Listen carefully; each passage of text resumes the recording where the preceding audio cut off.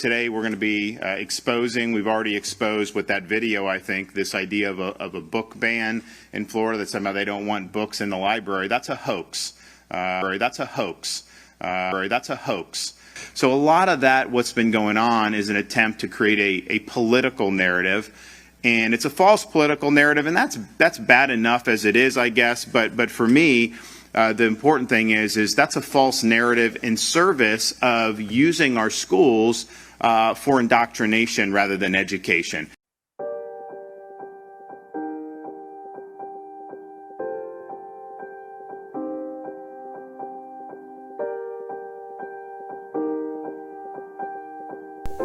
In 2021, Governor Ron DeSantis signed the Stop Woke Act, prohibiting instruction on activism and critical race theory in public schools.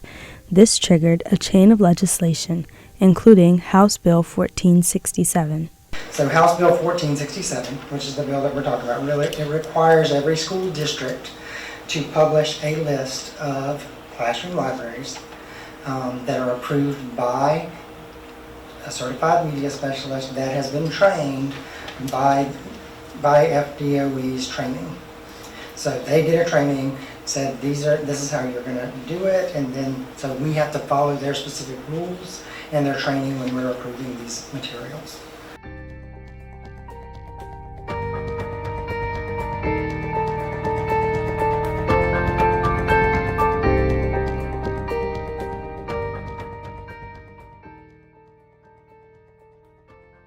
So do you mind stating your name and your position for the record? Sure, Heather Garcia, and I'm the media specialist at W.T. Moore Elementary. And how long have you been the media specialist here? I've been the media specialist here for 12 years, but I've been teaching for 22. So we have about 3,500 books that are still waiting to be approved.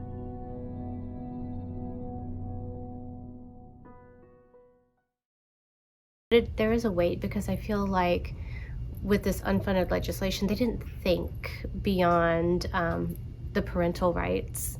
They didn't think about the children's rights and the print-rich environments that they're stripping from the kids. Because until the books are approved in the classroom, the kids don't have access to books.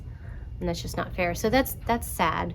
But I have always told the teachers they could come to the media center and get their classroom set of books if they need to read. So we're working through it.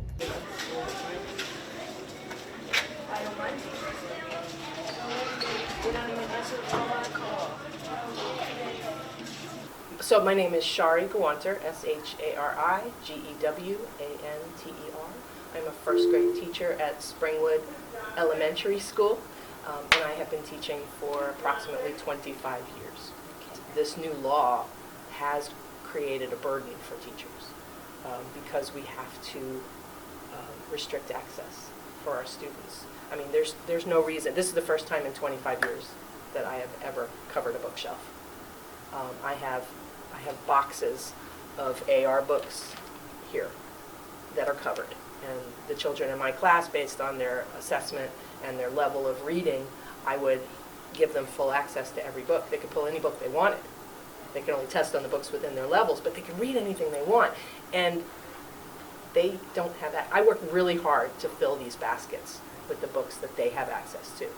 And if you look at my bookshelves, you will see that I have so many books that I love to read books to children. That's one of the things. So I'm reading less books to children, and that hurts my heart, and it makes me sad, and it makes it less fun for the kids. I don't know that they know that they're missing it, but I know, and my heart is hurting. Yeah, so let me be clear. I am making a choice because of the overwhelming amount of books that I have. I am choosing to keep my bookshelves covered because it is very challenging for me to look for a book. Similar to Shari's choice, many other classroom teachers have restricted access to their classroom libraries to uphold the law and, more critically, to keep their jobs. You know, I just started thinking about our teachers, and I know how fearful they are of messing up and having the wrong book, and maybe, you know, they don't want to be charged with a felony or have their teacher license. So, you know, when things are unclear, people get afraid. Well, and here's the truth of it. I want to keep my job. Yeah. because what's best for children is me being in the classroom. And I don't want to risk my teaching license and be pulled from children because I read a book that was challenged, because I missed it on my list, right? I pulled a book, thought it was approved, read it, boom. I mean, the chances of this happening, very unlikely, really. But I think also as open and as vocal as I've been about this, because clearly I'm very passionate about this topic, in a sense it makes me a target. So I'm trying to follow the letter of the law, which I would always do, but I'm being overly cautious. That's why my stuff is covered, because I don't want to be that one teacher that gets pulled away from the kids.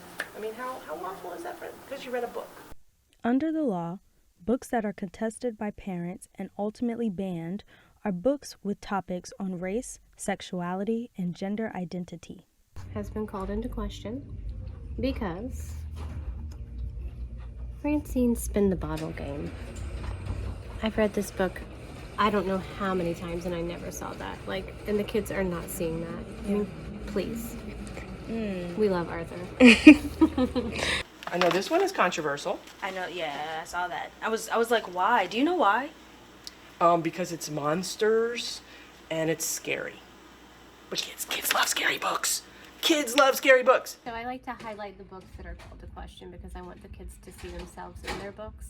So like the Ruby Bridges book, highlighted. The Roberto Clemente book on my circulation desk. Yes. And, you know, I do have a book that I read every year during the time of Martin Luther King. And it has a page in it, 2 pages of the book that have a lunchroom counter scene, okay? And it is very realistic looking.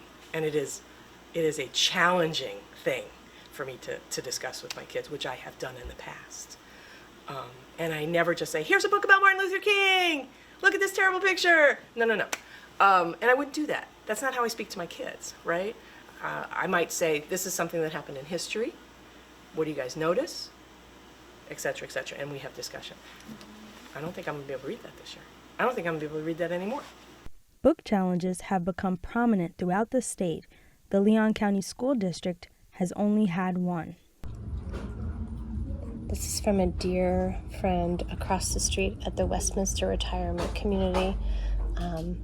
They said that they wanted all the schools to have this because the decision says that if you parents don't have a right to restrict child's access to high-quality books, whether they be about gay people or important historical icons. So they're donating a copy of this book to our school's library. Aside from the importance of representation, some argue the restriction of books to kids is causing a more harrowing issue. I believe that this law is going to increase the learning gap.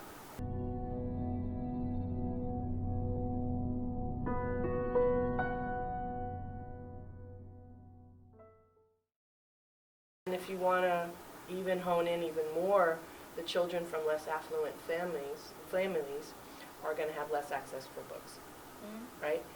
It's just a fact. They come in the door with a smaller vocabulary than children from more affluent families. Children from more affluent families are going to have more books in the house, right? So even if they have less access in my classroom, they've got plenty, right? So we're just making it worse for the ones who are already at a deficit, you know. And the burden is on the schools to fill in those gaps. It always is, and we're being vilified in a lot of different ways. There's a lot of laws that are making teaching very, very challenging, and I know that I have talked to professional peers who have said, this is too much. This has put them over the edge, and they've left. Books have pushed teachers out of classrooms.